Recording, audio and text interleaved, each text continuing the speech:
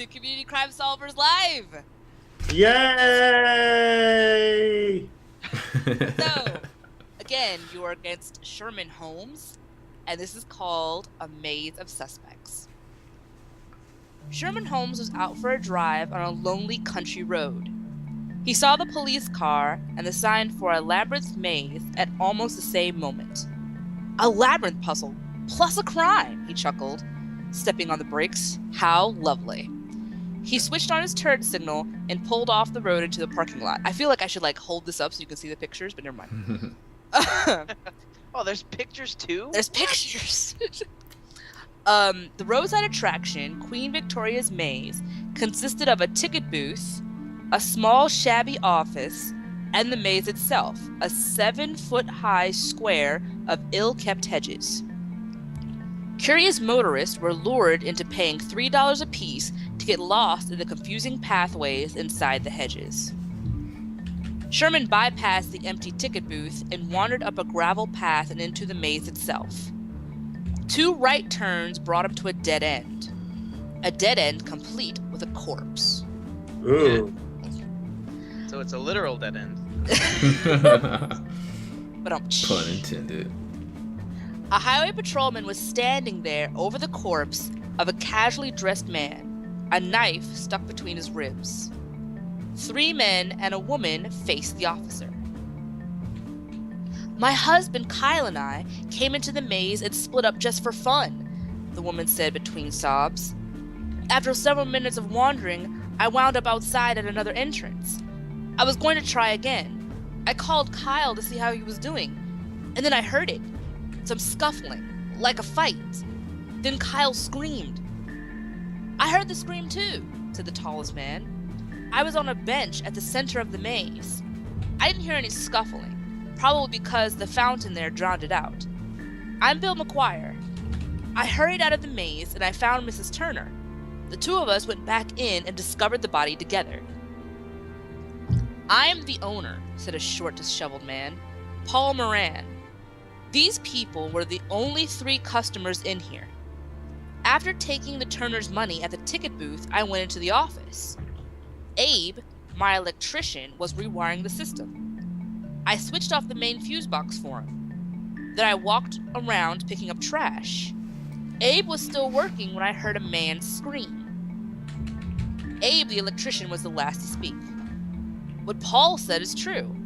I was in a crawl space under the office the whole time, doing the wiring. I didn't see or hear anything until someone screamed. The officer bent down to examine the body.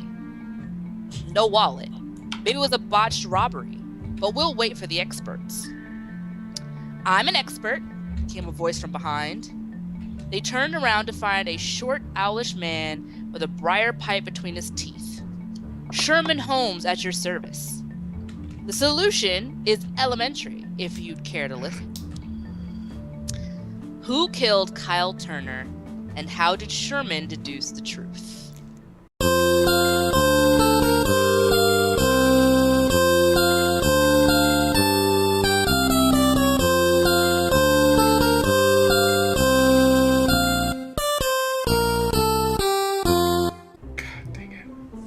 I feel like I couldn't take notes fast enough. No, I'm a terrible detective. Because I only got 2 people out of the 3 notes. Of course. Okay, Sorry, so no, sorry. I think I Alright, so figured it out. there was the wife, right? there's a wife. There was the tall man. Who was the other person? The There was tall that man. one. There was the owner, and then there was the electrician. Right. And there was Bill. That was Bill was the electrician, eh? The Okay. electrician. Abe was the I electrician. thought Abe was the electrician. Okay, I'm sorry. Hey, it was She's lying to us. God. He was working when he heard Desi did it. crawl space. Alright, so in the maze was the husband Kyle, Mm-hmm. his wife, and a guy named Bill. You should just read that whole part all over again. Yeah, I was I'm like, reading it. just saying.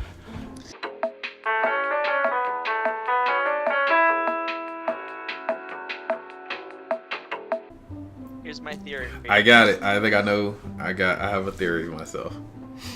All right. My theory is that it was Bill. Which Who one's was Bill? the tall guy Okay. that said he was in the center of the maze. The reason because he didn't hear the scuffling.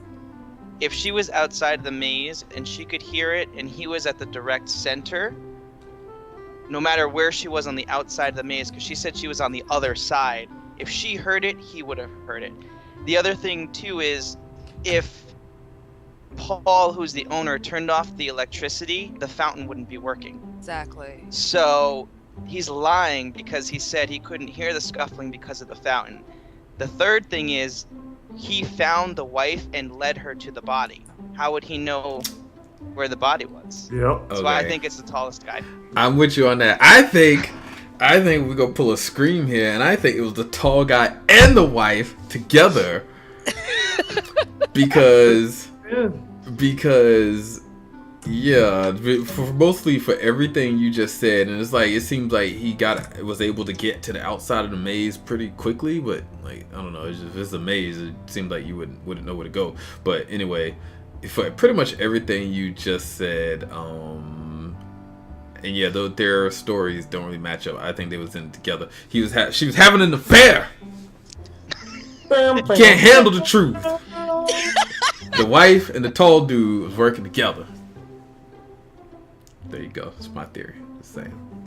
Yo, it's either the same as both of them, or I'm gonna say it was a tall guy because notice how it specifically said she went out of a different exit, and of course, like all of a sudden he's with her and they find the guy dead.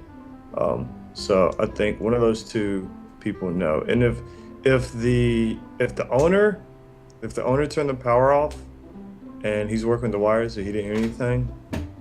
See, that's weird though, because I still think I will say give more blame to the tall guy than anybody right now. I'll give more blame to the tall guy. Sorry. All right, what else we got? Frankie? I was thinking of Bill too, but then I had a question of like Abe. Why could he only hear the screams, but everybody else heard everything else? Well, except for Bill. I don't know. But I'm thinking, The crawl space. yeah. So that's why I hesitated. I'm like, because the other guy said the waterfall. I mean, was the power really off? If the waterfall, it's either because if the power was off, the waterfall, of course, could be, working or not working. But he could have lied and say he turned it off and killed him. I mean, we're gonna pick trash up.